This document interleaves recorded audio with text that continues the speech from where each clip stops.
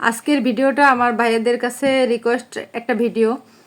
বিষয়টা হচ্ছে এরকম, যখন কেউ সংসার শুরু করে তখন কিন্তু অনেক স্বপ্ন নিয়ে শুরু করে। একটা মেয়ে যখন সংসার শুরু করে সে অনেক স্বপ্ন নিয়ে আসে সংসারটার ভিতরে। তার কোনো খারাপ উদ্দেশ্য থাকে না, কিন্তু সে পরিস্থিতির শিকার হয়। এজন্যই বললাম যে ভাইয়াদের উদ্দেশ্যে ভিডিওটা বানানো। যখন 1 বছর 2 বছর সংসার চলে, খুব সুন্দর সংসার চলে, এরপর একটা সময় দেখা যায় সেই ভালো লাগাটা বা ভালোবাসাটা সংসারের ভিতর থাকে না। নিত্যদিনের বাজার করা, খাওয়া দাওয়া, ছেলে মেয়ে বড় করা, এটার মধ্যে মানে অ্যাডজাস্ট হয়ে যেতে হয়। আসলে বিষয়টা এরকম না, অ্যাডজাস্ট অবশ্যই হতে হবে, সেটা ঠিক আছে, কিন্তু এর পাশাপাশি যে হাজব্যান্ড ওয়াইফের মধ্যে ভালোবাসা, বন্ডিংটা, মায়া মহব্বত, এগুলোও থাকতে হবে। কিন্তু যত দিন যায় এগুলো আস্তে আস্তে ক্ষীণ হতে থাকে, দুর্বল থেকে দুর্বলতর হতে থাকে।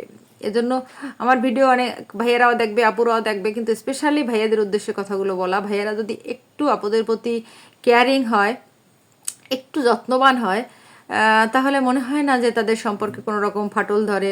ওই ওই নারী পরক্রিয়া আসক্ত হয় যে নারী কিন্তু তার স্বামীর কাছে ঠিকঠাক ভালোবাসাটুক পায় না। ঠিকঠাক বলতে ঠিক প্রথম জীবনের মতন কখনোই হবে না, এটা আমি বলিও না, কিন্তু যতটা সম্ভব আহ, আপনি যখন অনেক রাতে বাসায় আসলেন, এসে তার একটু খোঁজ খবর নেওয়া, সে কেমন আছে, না খেয়েছে কি খায়নি, সামান্য সামান্য বিষয়, তার কিছু লাগবে কি লাগবে না, এটুকু একটু খোঁজ খবর নেন। তার শরীর অসুস্থ থাকলে আপনি তার একটু পাশে থাকলেন, তাকে একটু সময় দিলেন।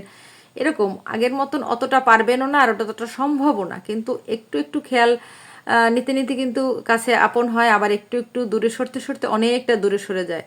এর জন্য ভাইয়াদের কাছে রিকোয়েস্ট করব। আমি আমার একজন পরিচিত জনের কথা বলে বুঝলাম যে আজকে তারা অনেক বছর সংসার করে, এখন তাদের মধ্যে শুধু আছে ওই যে সংসার করতে হবে এরকম একটা ব্যাপার, কিন্তু আগের সেই টান, ভালোবাসা, মোহব্বত, সেই জিনিসটা একদমই নাই।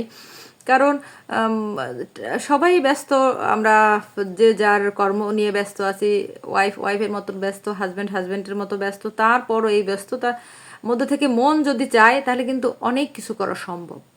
হ্যাঁ, এটাই হচ্ছে সব থেকে বড় কথা। আপনি যখন মন থেকে কোনো কিছু চাইবেন তখন অনেক কষ্টের মধ্যেও আপনি সেই কাজটা করতে পারবেন যদি মন চায়। আর যদি মন না চায়, আপনার হাতে অনেক সময় থাকলেও আপনি সেই কাজটা করবেন না। এই জন্য ভাইয়াদের কাছে রিকোয়েস্ট থাকলো যে সংসারটাকে যদি একটু শান্তির সংসার চান, আর যদি যেমন আছে তেমন চলুক, শান্তি হোক অশান্তি হোক, ওটা কোনো ব্যাপার না।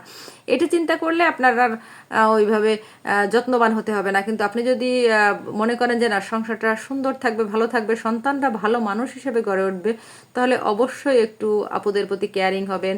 তাদের ছোট্ট ছোট্ট জিনিসগুলো উপলব্ধি করার চেষ্টা করবেন। আর এভাবেই কিন্তু আপনাদের সংসার জীবনের সুখ শান্তি বজায় থাকবে। তাহলে তা না হলে একটা সময় কিন্তু আসলে সব কিছুই ধ্বংস হয়ে যাবে। ধ্বংস হয়ে যাবে বলতে সংসার থেকে বিচ্ছেদ হবে না, কিন্তু সংসার নামক সেই যন্ত্রটি অকেজো হয়ে পড়বে।